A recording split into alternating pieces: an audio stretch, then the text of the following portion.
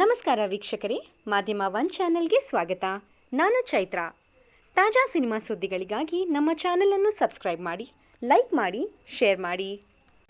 ದುನಿಯಾ ವಿಜಯ್ ನಾಯಕ ನಟನಾಗಿ ನಟಿಸಿ ನಿರ್ದೇಶನ ಮಾಡುತ್ತಿರುವ ಬಹು ನಿರೀಕ್ಷಿತ ಚಿತ್ರ ಭೀಮಾ ಸೆನ್ಸರ್ ಮಂಡಳಿಯಿಂದ ಪ್ರಮಾಣ ಪತ್ರವನ್ನು ಪಡೆದುಕೊಂಡಿದ್ದು ಆಗಸ್ಟ್ 9ರಂದು ತೆರೆ ಮೇಲೆ ಬರಲು ಸಜ್ಜಾಗಿದೆ.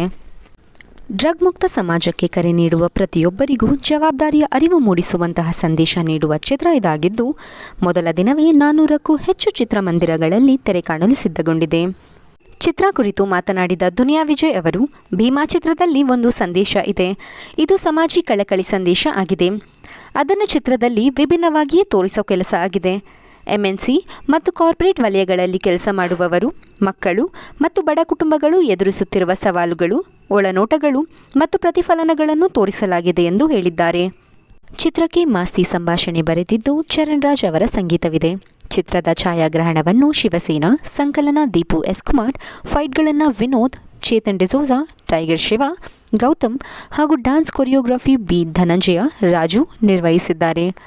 ಚಿತ್ರದಲ್ಲಿ ಅಶ್ವಿನಿ ಅಂಬರೀಷ್ ನಾಯಕಿಯಾಗಿದ್ದು, Black Dragon Manju, Priya Shatamarshana, Cockroach Sudhi, Rangayana Raghu, Kalyani Raju, Achyuth Kumar ಪ್ರಮುಖ ತಾರಾಗಣದಲ್ಲಿದ್ದಾರೆ.